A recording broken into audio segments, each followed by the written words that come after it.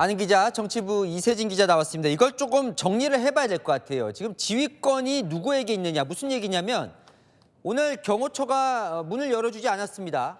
이건 누구의 결정입니까? 오늘 상황이 정리된 앞선 리포트들이 보여줍니다. 바로 박종준 대통령 경호처장입니다. 공수처가 체포영장을 제시하고 협조 요청했지만 막았습니다. 경호법과 경호구역을 이유로 수색을 불허했습니다. 대통령 경호처장이 저걸 막아라 할 권한은 있는 거예요? 네, 일단 지금 벌어지는 모든 일들이 다 사상 초유입니다. 그래서 권한 문제도 지금 논란인 건데요. 해석이 많은 겁니다.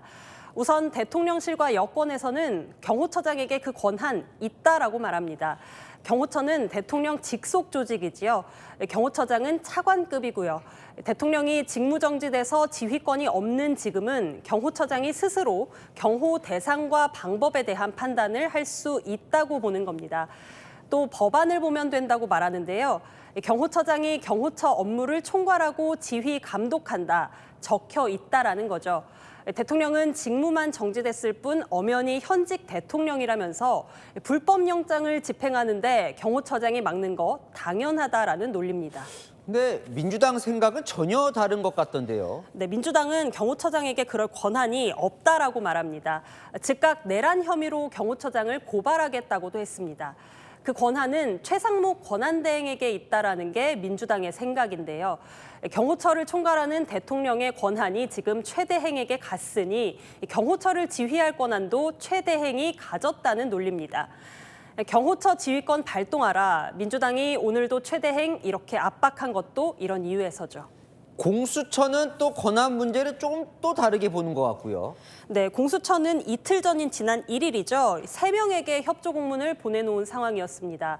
정진석 대통령 비서실장, 방기선 국무조정실장, 총리실이죠. 그리고 최대행에게도요. 그런데 여기에 정 실장은 경호처 지휘감독 권한이 없다라고 거리를 뒀고요. 총리실 쪽에서도 관여할 위치에 있지 않다라고 말을 아꼈습니다. 최상목 대행도 법과 원칙 따라 관계기관이 잘 처리하라고만 했습니다. 경호처도 상당히 혼란스러웠을 겁니다. 명확했다면 애초에 저렇게 3명에게 요청을 보낼 일도 없었겠죠. 다만 오늘 영장 집행 실패하면서 공수처는 생각이 좀 정리된 것 같습니다. 최대행에게 경호처가 영장 집행에 응하도록 명령을 요구하겠다 했으니까요. 공수처는 최상목 대행에게 이 경호 지휘권이 있다 이렇게 지금 보고 있는 거군요. 자, 그런데 이 지휘권이 누구냐를 떠나서 경호처가 지금 대통령을 지키겠다고 하는 거잖아요. 결국은 대통령 경호처는 그러면 대통령 영향권에 있다고 봐야 할까요? 네, 지금 일어나는 문제들은요. 직무정지된 대통령의 애매한 지위에서 모두 비롯된 것 같습니다.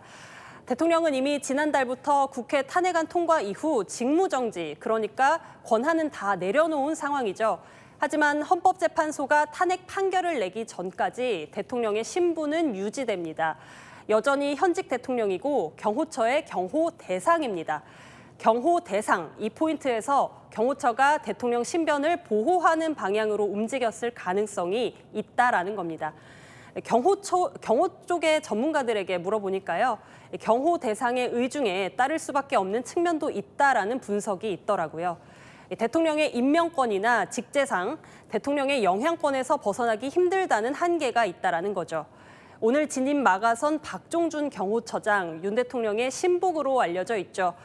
영장 집행 재시도가 있게 되면 오늘 판단에 대한 국민들의 평가가 향후에 또 중요한 변수가 될 수도 있을 것 같습니다. 네, 잘 들었습니다. 아는 기자 이세진 기자였습니다.